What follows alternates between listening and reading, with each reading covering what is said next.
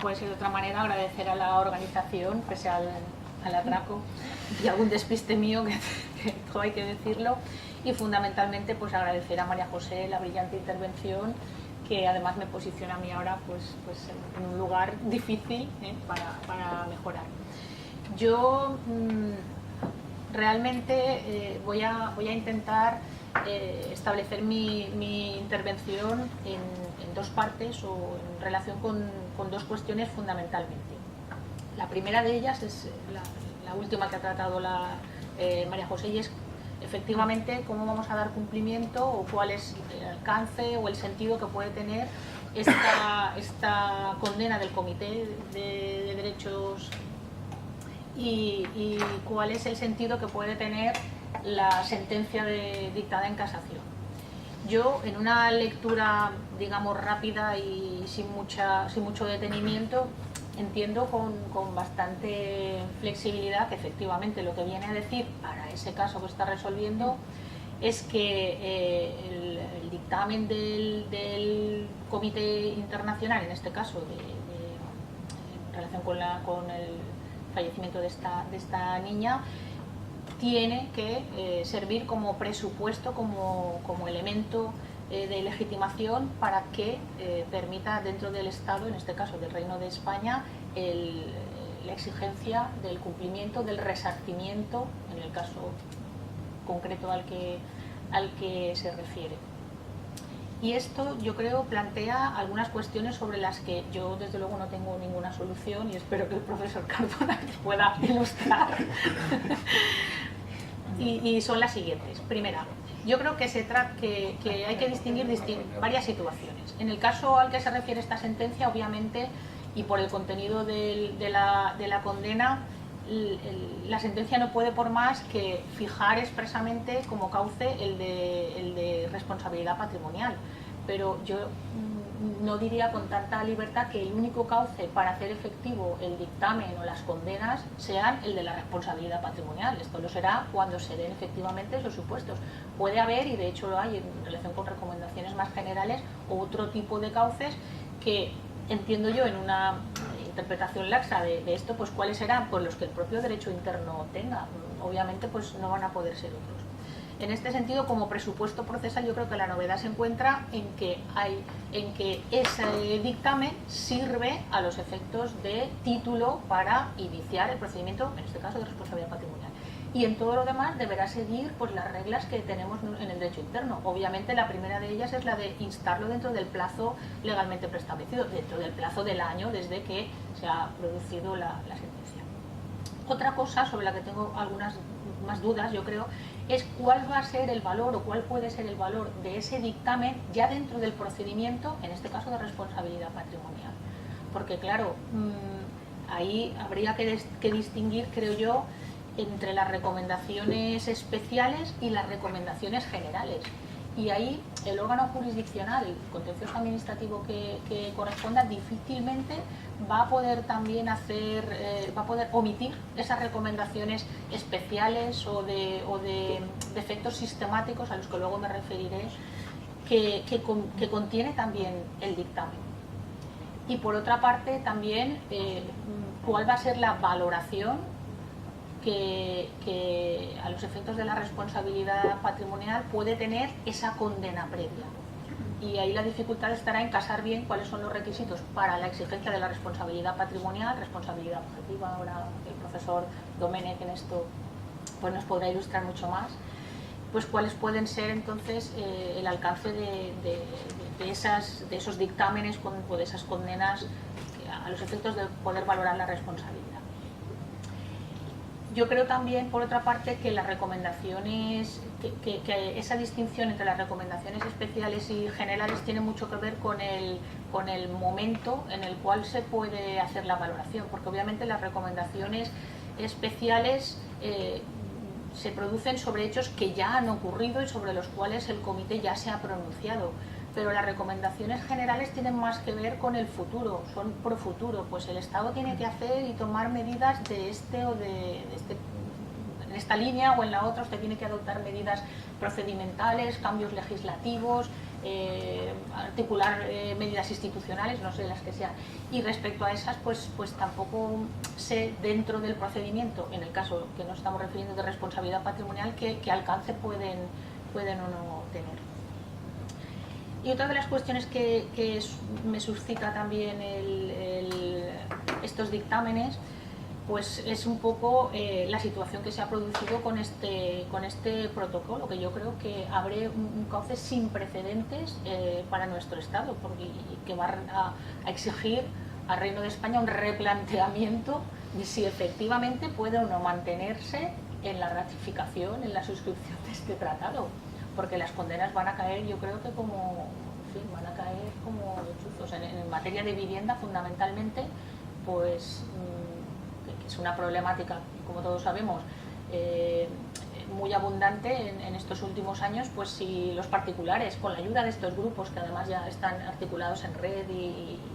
con Amnistía Internacional y otros muchos, pues van a impulsar condenas y a los efectos fundamentalmente de obtener responsabilidad patrimonial. Y yo no sé si el Reino de España puede, entre comillas, permitirse tantas condenas, porque no va a poder, económicamente desde luego no va a poder hacer frente. Otra cosa es que se insten las modificaciones normativas que obviamente deben adoptarse. Y también me cuestiono el alcance del juicio de razonabilidad, que yo, a mi juicio, creo que es lo más interesante del protocolo, porque ha posicionado al Estado ante el espejo, o sea, ha sacado, por así decir, las vergüenzas del Estado, del Reino de España en este caso, en el caso en relación con los problemas de vivienda, y también, y no solamente ha puesto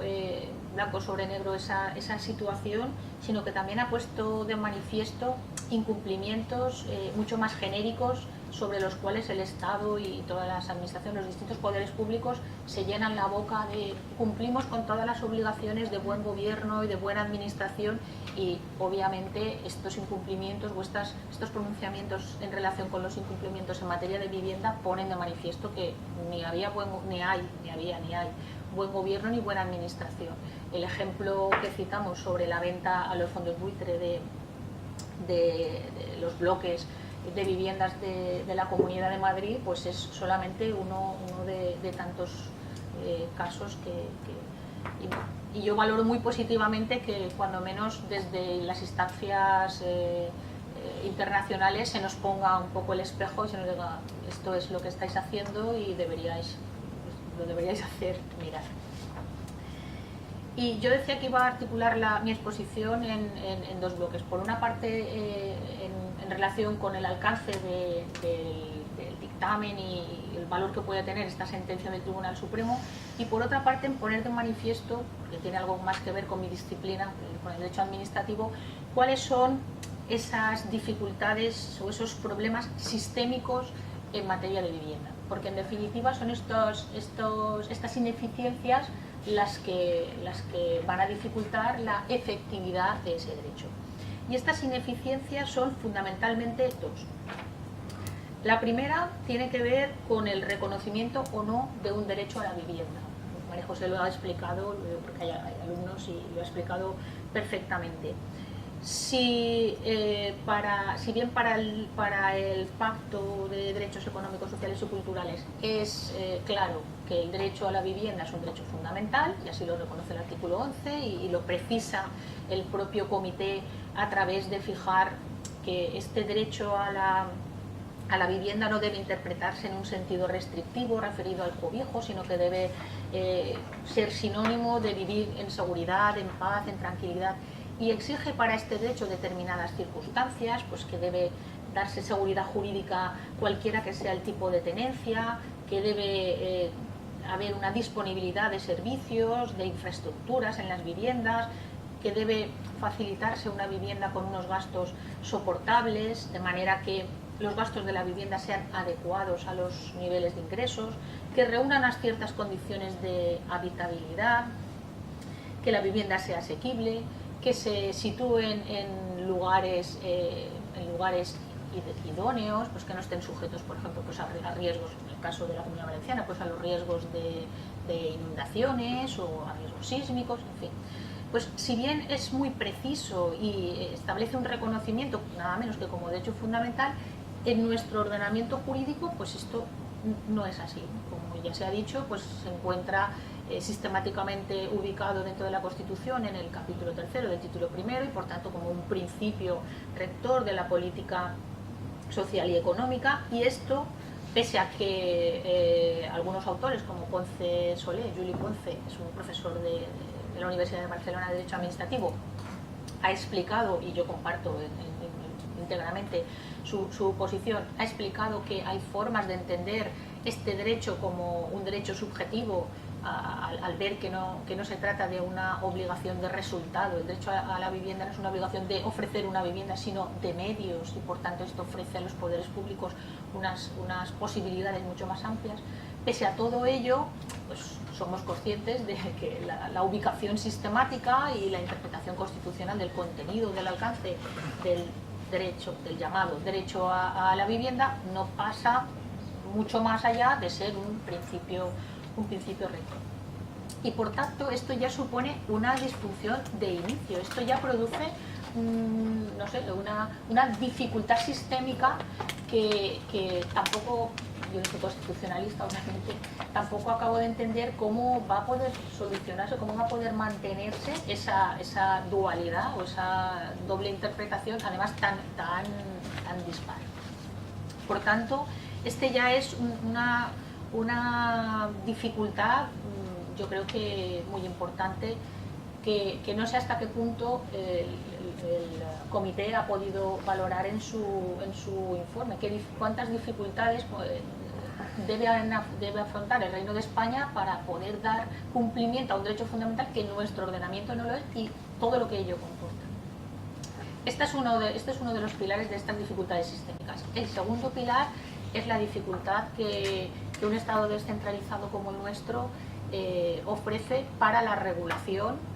de las políticas públicas en materia de vivienda. ¿Y por qué se produce esta situación? Pues porque, como sabemos también, cuando hablamos de vivienda, que es una materia que es competencia constitucionalmente atribuida, o que pueden asumir, mejor dicho, las comunidades autónomas a través de sus propios estatutos de autonomía, así lo reconoce el artículo 148 en su apartado 1.3, en verdad la adopción de medidas en materia de vivienda comporta muchas otras, tiene muchas otras connotaciones, o se extiende a otros muchos ámbitos, fundamentalmente, como ya todos podemos saber, aquellos que tienen que ver con la ordenación de la política económica, que esa es competencia del Estado de acuerdo con la cláusula 13ª del 149.1. Todos hemos conocido los problemas que la intervención del sector bancario y los problemas hipotecarios ha generado directamente vinculados a las hipotecas, y de hecho muchos de los, bueno, yo creo que en los dos casos, en el primero, en los dos casos enjuiciados tenían que ver con esa intervención.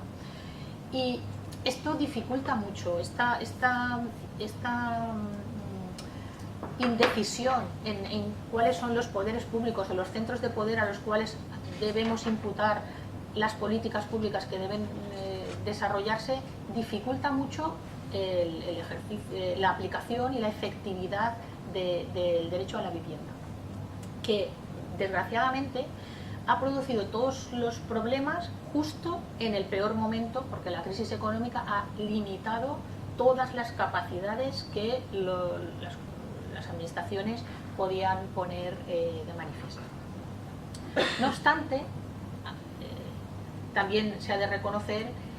que esta problemática competencial ha venido agravada fundamentalmente por la posposición reactiva y despiadada del Estado en la impugnación de todas las regulaciones autonómicas en materia de vivienda.